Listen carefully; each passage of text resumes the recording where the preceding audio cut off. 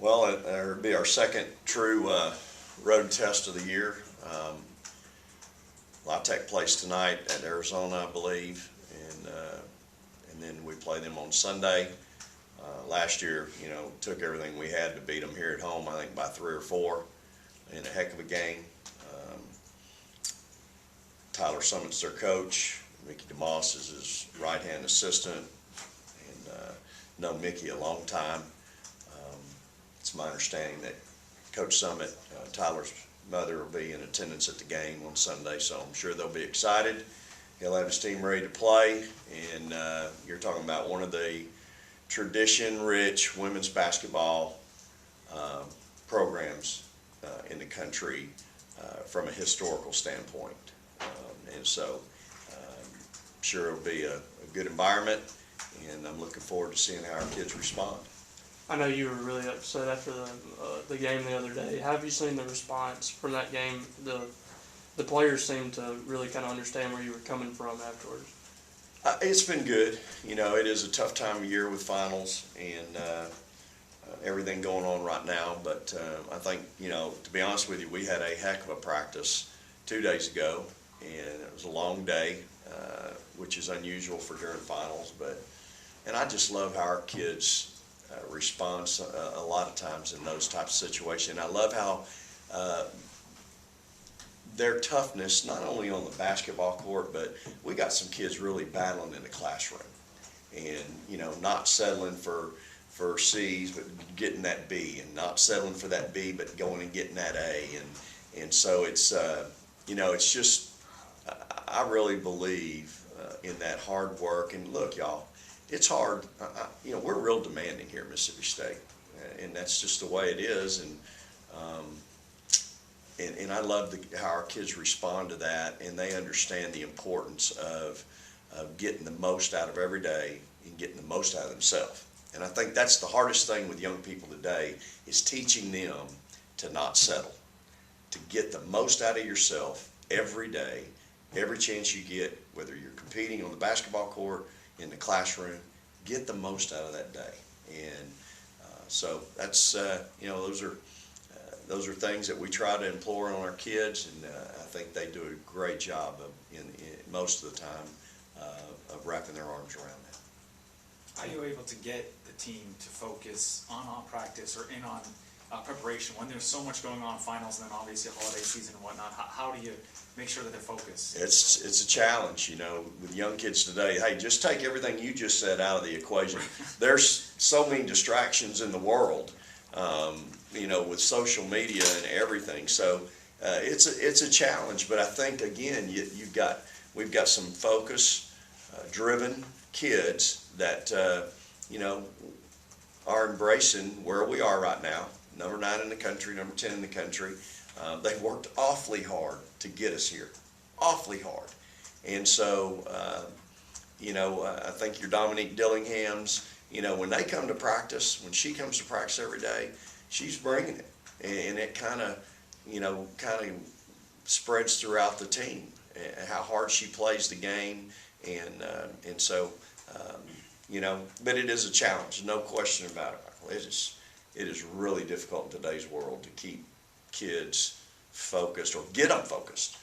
When they walk in the gym, we always say when we walk between the lines, it's work time. It's hard to get them to turn off all the extra and just get focused on getting better in basketball.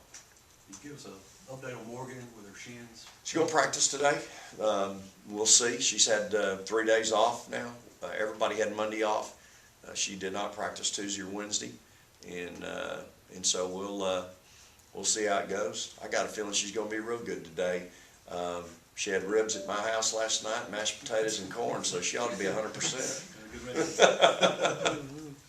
Is it similar to plantar fasciitis?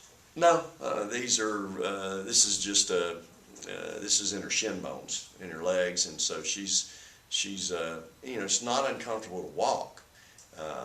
It's just y'all know how I want to say violent she explodes, but when she explodes and goes by somebody, she's pretty good, pretty quick, and so when you do that, you're creating some force there, and I think that's part of her discomfort. You were talking about getting more out of the kids What's the next step, or what's the challenge of getting more out of several of your starters? Because that's supposedly the reason why they're in that position. Right. If they're not giving you any. Well, we've got to keep working at it. My thought for the day today is you become what you repeatedly do. And, I think anybody that's been to our practices on a consistent basis knows defensively we do the same 3, 4, 5 drills every day.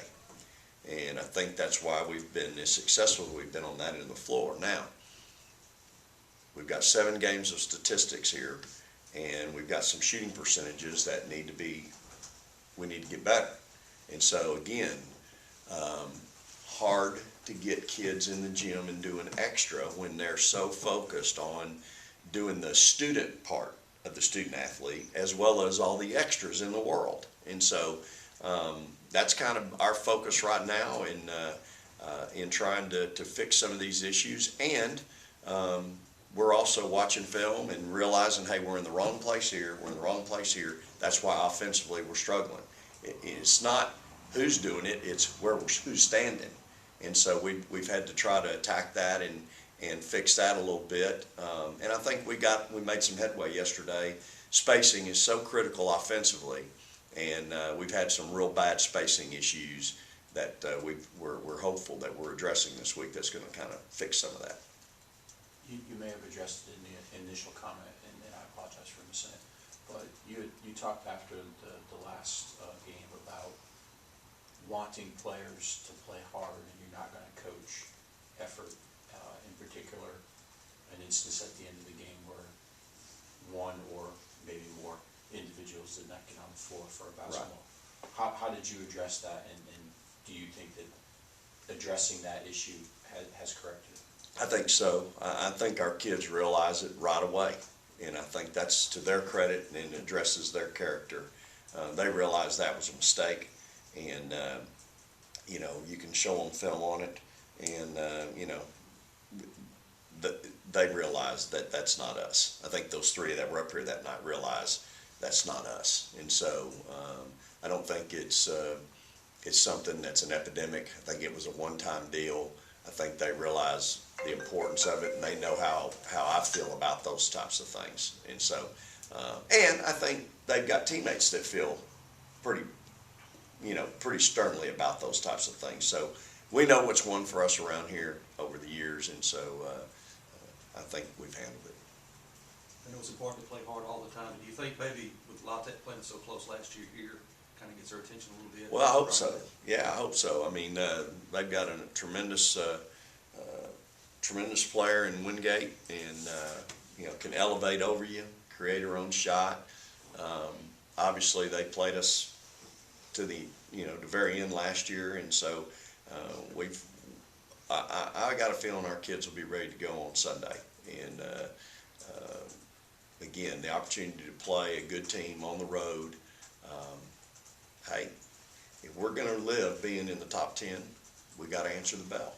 And I'm sure they're going to be fired up about hosting a top 10 team on that home court. There's been a bunch of top 10 games in that building over the years, but maybe not many lately. But I'm sure, Tyler and Mickey and that staff is going to have a great plan, and so I'm anxious to go down there and have a chance to play. From that aspect, from going on the road, how much do you feel like that going in that atmosphere at Texas really helped the younger players? Because some of those other players have experienced that road atmosphere before. Well, I think the answer to that is yet to be seen. They've obviously experienced it. Now let's see how we handle it the next time. I think we played awfully hard against Texas. We just didn't play well. So we obviously, in some regards, didn't handle some things there very well. We handled some other things pretty well. And so somebody like a Jazz who hadn't seen that environment or been on the road, the environment wasn't that bad. There wasn't but 4,000 people there. But just playing on the road against the top 10, that in itself is enough.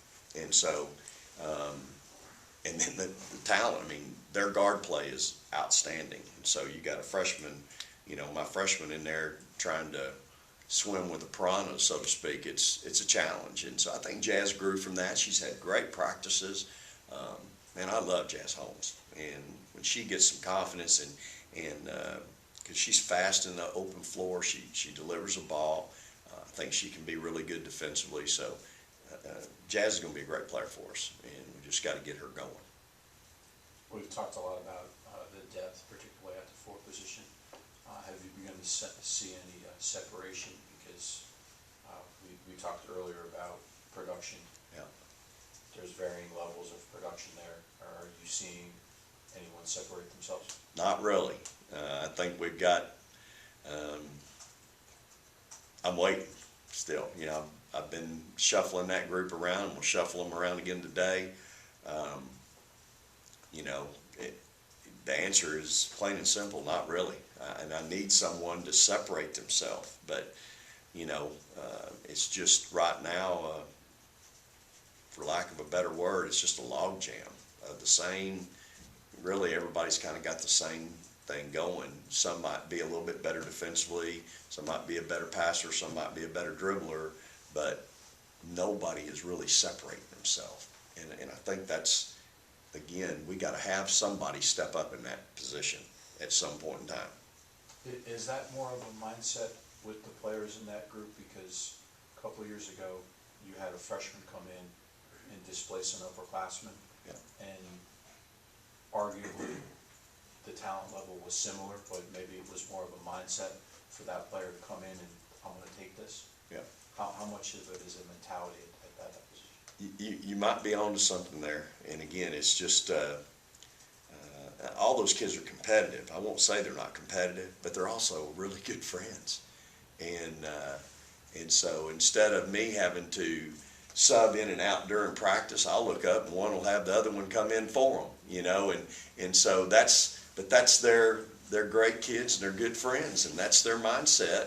And so you know, I think if we took everybody in the room and we went out and we were competing for something, and you know, we'd all be wanting to be out there as long as we possibly can, you know, if we're really wanting to be the person in that role. So you know, it's a challenge with that group in particular, but again, great kids, and I'm sure somebody's going. I'm sure they're all going to rise. Really, to be honest with you, I think they're all going to elevate their game and get better, and so we're kind of working on that, and I'm anxious to get there. 9 in one poll, 10 in the other. I don't know where you thought you would be this week after the loss to Texas and Sunday, but obviously somebody still thinks you're on the right track. Yeah, I mean, I think we've got respect nationally, no question about it, Danny. I think, you know, people believe in what we're doing. They believe in our kids. And so I think, you know, by going into Texas and playing great defense, I think people across the country know defensively we're always going to be good and we're always going to play hard. And so that's always going to give you a chance. You know, at the end of the day, that's always going to give you a chance. And so, to be honest with you, I kind of felt like this is probably where we'd be. You know, even after losing on the road, I felt like we'd probably still be hanging around in that top 10 area. Any other questions?